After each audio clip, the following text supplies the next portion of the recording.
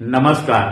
Supreme court ने जेलों में जाति आधारित भेदभाव को बढ़ावा वाले जेल मैनुअल को लेकर दायर एक जनहित याचिका पर केंद्र, उत्तर प्रदेश और पश्चिम बंगाल सहित 11 राज्यों से जवाब मांगा है।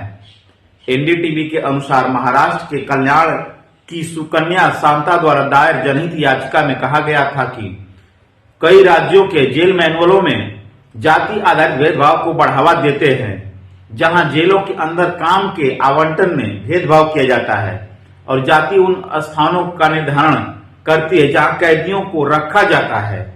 याचिकाकर्ता के वकील ने कहा कि कुछ गैर अधिसूचित जनजातियों और आदतन अपराधियों द्वारा 7 अलग अलग व्यवहार होता है और उनके साथ भेदभाव किया जाता है।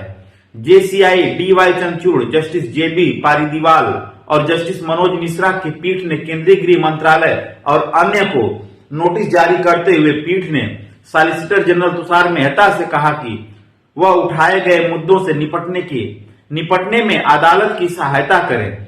अदालत ने याचिकाकर्ता के वकील को राज्यों से जेल मैनुअल संकलित करने को कहा और याचिका को 4 सप्ताह के अंदर सुनवाई के लिए सूचीबद्ध किया है। इन 11 राज्यों में उत्तर प्रदेश और पश्चिम बंगाल के अलावा मध्य प्रदेश, आंध्र प्रदेश, तेलंगाना, पंजाब, ओडिशा, झारखंड, केरल, तमिलनाडु और महाराष्ट्र शामिल हैं। चुनावी ट्रस्टों से साल 2022-23 में राजनीतिक दलों को मिले चंदे में 70% से अधिक भाजपा को मिला। टाइम्स ऑफ इंडिया ने चुनाव सुधारों के लिए काम करने वाली एसोसिएशन फॉर डेमोक्रेटिक रिफॉर्म्स के हवाले से बताया कि भाजपा के भारत राष्ट्र समिति बीआरएस को करीब 25% चंदा मिला। आंकड़ों के अनुसार भाजपा को चुनावी ट्रस्टों से सभी राजनीतिक दलों द्वारा प्राप्त कुल दान का 259.08 करोड़ रुपए या 70.69% मिला। वहीं बीआरएस को 90 करोड़ रुपए मिले। 2022-23 के लिए चुनावी ट्रस्टों की योगदान रिपोर्ट के विश्लेषण के अनुसार 39 कारपोरेट और व्यवसायिक घराना हैं जिन्होंने चुनावी ट्रस्टों को 363 करोड़ रुपए से अधिक का योगदान दिया है।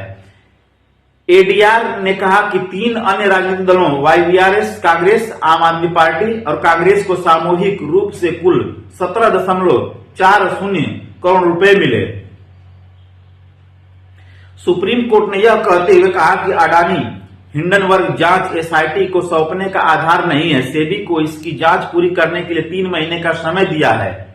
रिपोर्ट के अनुसार बुधवार को अदालत ने कहा कि जब भारतीय प्रतिभूति और विनिमय बोर्ड सेबी के नियामक क्षेत्र की बात आती है तो अदालत के पास सीमित क्षेत्राधिकार है। इसलिए बोर्ड को अडानी समूह पर लगे आरोपों की अपनी जांच पूरी करने की अनुमति दी जानी चाहिए। आपको ज्ञात होना चाहिए कि सुप्रीम कोर्ट जनवरी 2023 में हिंडनबर्ग रिसर्च द्वारा अडानी समूह के खिलाफ लगाए गए आरोपों की अदालत की निगरानी में जांच की मांग करने वाली याचिकाओं पर सुनवाई कर रहा है। हिंडनबर्ग रिसर्च ने अपनी एक रिपोर्ट में अडानी समूह पर धोखाधड़ी के आरोप लगाए थे। इस रिपोर्ट में कहा गया था कि 2 साल की जांच में पता चला है कि अडानी समूह दशकों से स्टॉक हेराफेरी और लेखा धोखाधड़ी में शामिल रहा है। सुप्रीम कोर्ट ने बुधवार को कहा कि न्यायिक कार्यवाही में सरकारी अधिकारियों को बुलाने का मनमाना अदालती आदेश संविधान के विपरीत है। इंडियन एक्सप्रेस के अनुसार जेसीआई डीवाई चंद्रचूड़ की अगुवाई वाली पीठ ने कहा कि अदालतों के लिए मानक संचालन प्रक्रियाओं में इस बात पर जोर दिया गया है कि उन्हें अधिकारियों को मनमाने ढंग से तलब करने से दूर रहने की जरूरत है।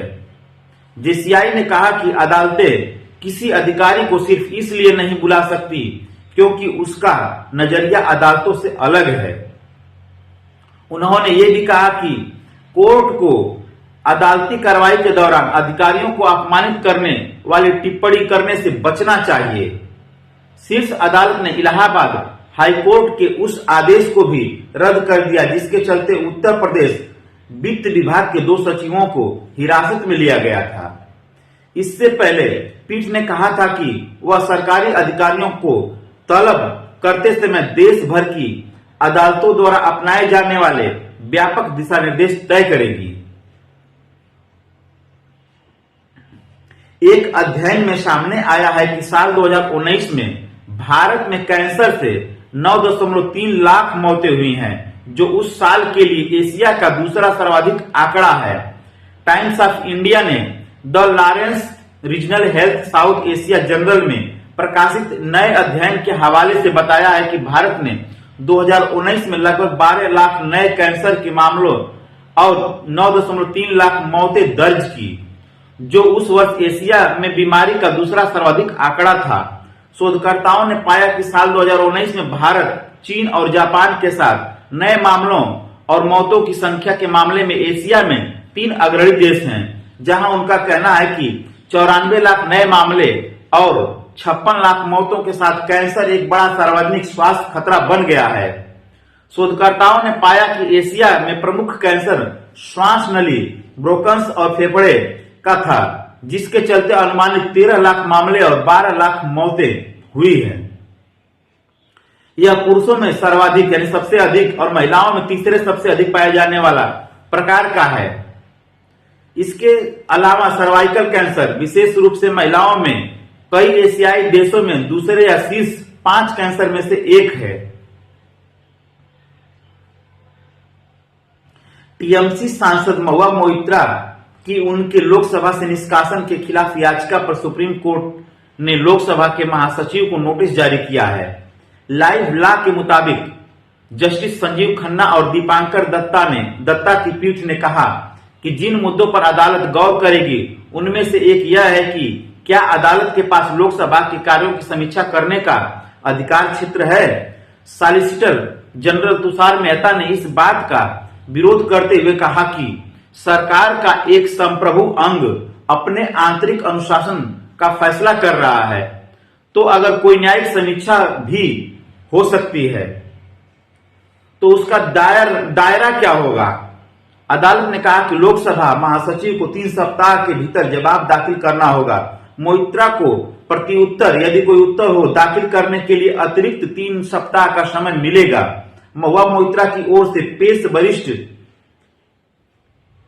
अधिवक्ता अभिषेक मनु सिंघवी ने अदालत से अनुरोध किया था कि अंतरिम उपाय के रूप में मोइत्रा को इस बीच लोकसभा की कार्रवाई में भाग लेने की अनुमति दी जाए, जिससे कोर्ट ने इनकार कर दिया।